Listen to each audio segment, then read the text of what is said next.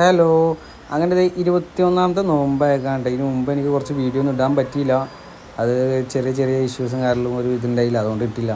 പിന്നെന്ന് പറയുമ്പോൾ അതിന് ഇന്നിപ്പോൾ ചെറിയ രീതിക്കൊരു നോമ്പോരാണ്. അത് വലിയ കാര്യമായിട്ട് ആരൊന്നുമില്ല, ഞാൻ അനിയൻ മാത്രമേ ഉള്ളൂ. അതുകൊണ്ട് തന്നെ ചെറിയ രീതിക്കുള്ള പത്തിരിയും കടികളും കുറച്ച് ജ്യൂസും കാര്യങ്ങളൊക്കെ മേടിച്ച്, പിന്നെ അവനാണ് ഇവിടെ ബാങ്ക് വിളിക്കാനായിട്ട് സമയം നോക്കി ഇങ്ങനെ അങ്ങോട്ട് ഇവിടെ നടക്കുന്നുണ്ട്. ഇപ്പോൾ തന്നെ എന്തായാലും ബാങ്ക് വിളിക്കും.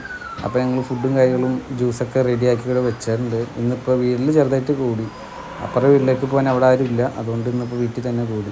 അതിനത് പള്ളിയിൽ വാങ്ങായിട്ട് തുടങ്ങിയിട്ടുണ്ട്.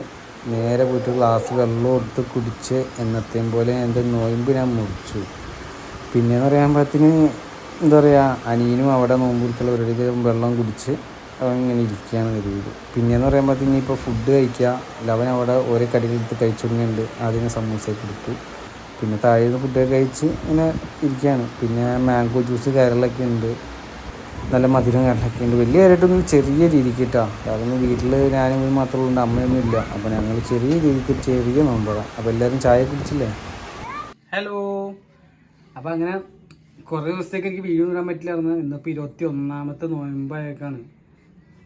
ഇതുവരെ ഉണ്ടായ നോമ്പ് നല്ല അടിപൊളിയായിട്ട് നല്ല സുഖമായിട്ട് പോയി, ഒരു കുഴപ്പമുണ്ടായില്ല. പക്ഷേ എനിക്ക് നിങ്ങളടുത്ത് വീഡിയോ ഷെയർ ചെയ്യാൻ പറ്റിയില്ല, വീഡിയോ ഇടാനൊന്നും പറ്റിയില്ല. കാരണം എനിക്കൊരു ഉഷാറുണ്ടായില്ലായിരുന്നു, പിന്നെ അതുകൊണ്ട് ഒരു മൂടുണ്ടായില്ല, അതുകൊണ്ട് തന്നെ വീഡിയോ ഇടാനൊന്നും പറ്റിയില്ല. അപ്പോൾ ഇന്നിപ്പോൾ വീട്ടിലിപ്പോൾ അനിയൻ്റെ ഞാനുണ്ട്. അപ്പോൾ ഞങ്ങൾ വീട്ടിൽ ചെറിയൊരു നോയമ്പോറൊക്കെ വെച്ച് അതാണ് ഇന്ന് കണ്ടത്. വലിയ ആയിട്ടൊന്നും ചെറിയ രീതിക്ക് അത്രേ ഉള്ളൂ.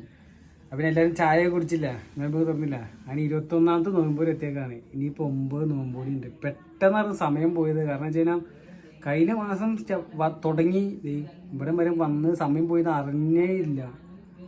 പെട്ടെന്നായിരുന്നെല്ലാം. ഇപ്പോഴാണ് 21-ാമത്തെ നോമ്പായിരുന്നു. പിന്നെ ഇപ്പോൾ 9 നോമ്പോടി കഴിഞ്ഞാൽ പെരുന്നാൾ, അതിന് നോമ്പ് തീർന്നു. അങ്ങനെ റമദാൻ മാസം തീരാറായി.